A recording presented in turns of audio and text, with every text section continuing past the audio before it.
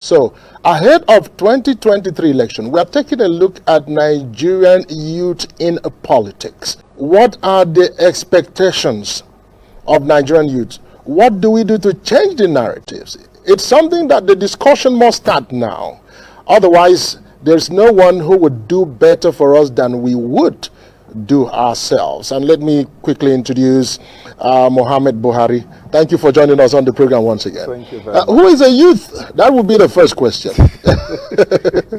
Well, a youth is a young person, whether a man or a woman, from the ages of 18 to the ages of 45. That's a youth.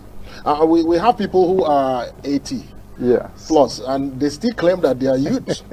And would we now say that they are youth at heart? And they're in politics. We know them. Well, you can't say such people are youths, because they've literally used the youthful time of their life.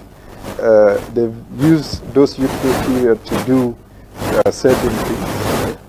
What I can do at my age now, somebody at 80, I'm not sure he can do it. What I could have done 10 years back or 15 years back, I can't do it now. And in the next 15 years, what I am doing now, I will not be able to do it in 15 years. But anyone can argue that that's a mindset. Because a man who is 80 will go by a political platform, get the form, fill it, put his age, and run to become the governor, even at 80, or the president, or whatever. It's not by constitution incumbent. Yes, you can do that, but at the same time, your thinking, the way you think, will be different. Look, the world is changing. Okay. 10 years ago, where we are in the whole world is not where we are right now. The world is changing. Like right now, just like you were saying, in the telecom space, while I'm in Nigeria, I can buy an American number, like a SIM card with an American number right here in Nigeria, Okay. and recharge that same SIM card. It's not a SIM card, but it's a virtual SIM card. I can recharge the same virtual SIM card and place a call to anybody as if I'm in America. So Okay. the world has changed. Okay. And in the next 10 years, the world will also change from where it is right now. So, are we saying that Nigerian youths are not changing with the tides? Who is not changing? Is it the adults, the older people that are changing to become younger people, or the younger people have refused to imbibe the moment that they are and take advantage of it? Well, the system is not changing.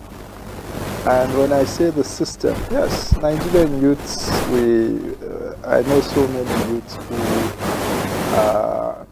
they want to learn new things. They are so social media oriented, but the unfortunate thing is that we're using this social media in the wrong direction. I'm going to use few African countries as an example, Okay. because these are countries that I've been to. I've spent some time there. Okay. So I'm going to, in the course of my job, I am going to use few African countries as example. Look at Rwanda, for example. 1994, Rwanda went through a genocide, Okay. where some greedy set of people who are the Hutus want to eliminate the Tutsis. But they did not do it without the aid of foreign machineries. But at the end of the day, the youth, Kagame was so young then, Kagame and few other young people were able to come together and fight the Hutus. And they were able to liberate the country back. For over 1 million or 2 million people were killed in Rwanda. It was a genocide. It was a pure genocide. But look, they were able to revive that country. If you go to Rwanda right now, you would not even know that it was a country that went through some form of genocide.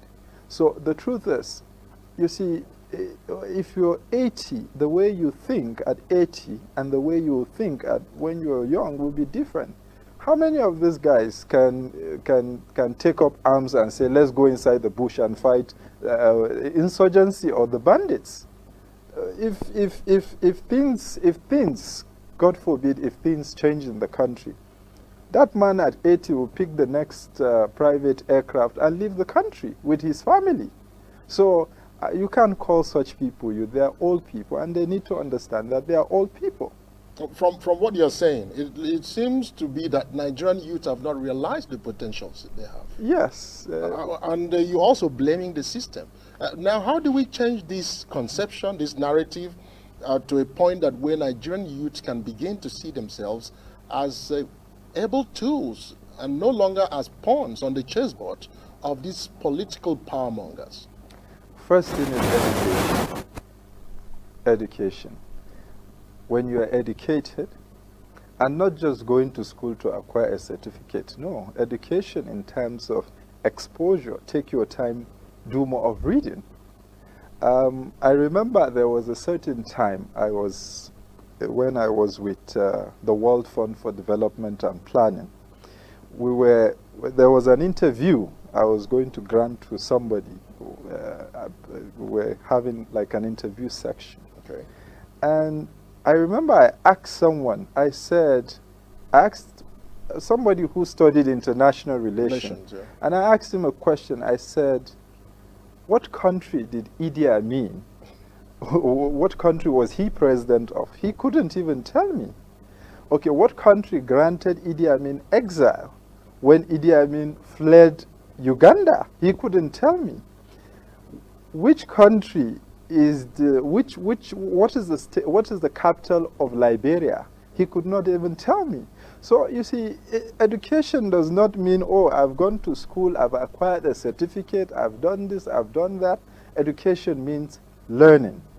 I can tell you one thing today. 80 to 90% of our so-called politicians don't even know the history of most of these African countries. They all believe, oh, let's just make money and just travel to London, travel to this country for conferences. Most of these people have not even learned from what has happened in various African countries. If you go to Liberia, if you've lived in Liberia, I've been to Liberia, I've spent some time in Liberia, I can tell you what transpired, how the crisis of Liberia started. If you go to Sierra Leone, you will learn how the issues of Sierra Leone started. If you go to Rwanda, you will understand what the genocide was in Rwanda. If you go to Kenya, you go to Somalia, you will understand these countries, what caused their crisis, how this crisis, what has this crisis done to them. Let's be honest with ourselves. No matter how you do, when you come out of war, the aftermath of that war will keep on staying with you for donkey years. That before you come out of that, it will take different generations to come out of that so-called this thing. I was in Rwanda some time back. I went for a meeting with WFDP. I was a regional director at WFDP. And there's this young chap I sat with, and I had an interaction with him. This is someone who has gone through some certain programs for WFDP. And if I tell you this boy's story, it's a very sad one, and I always make reference to this story. Okay. He explained what happened during the genocide, how him, his mother, his father, with his little brother, they were in the house. Their neighbor, who is a Hutu, came into their house with their gang, took his one-year-old brother and smashed him on the wall, used cutlass to cut his father's leg while they raped his mother, and he was watching. His mother begged for her life. They killed the father in return, and He explained a lot of things, how his mom was being raped from one gang to another gang till they were able to get to a safe haven where Kagame and his troops were mounting, guarding, trying to take over the country.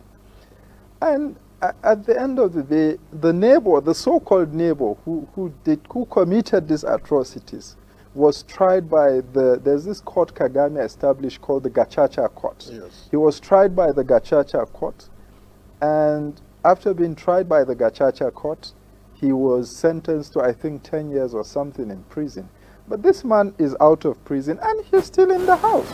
Now, I asked him a question. I said, have you forgiven the man? Because someone who could commit such atrocity and you see him every day, have you forgiven such person? He couldn't answer that question. So the aftermath of war is always, it keeps a very bad memory. Well, you see, the set of politicians that we have today, I'm sorry to say, they are the most set of indisciplined set of people you can ever meet.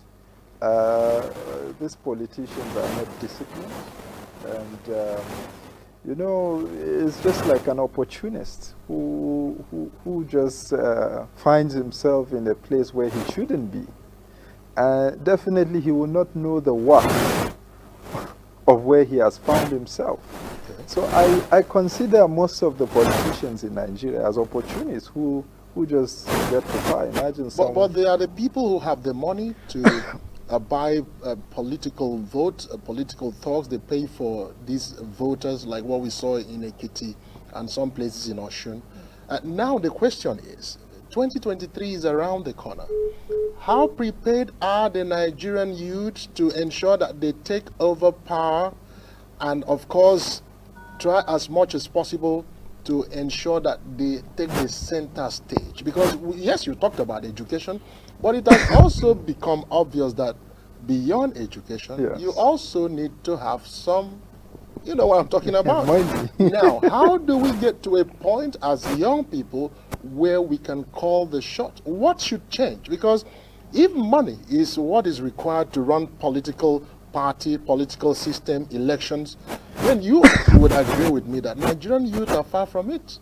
True. Like you said, the system is not well placed. So what should be done to ensure that we do not sit at the back playing the drums and have these older, young at heart people taking the center stage? Well, to be honest with you, I don't think the Nigerian youths are ready for 2023. Why? I'm going to be honest with you. Okay. And when I say they are not ready for 2023, we're still playing politics of sentiment. Okay.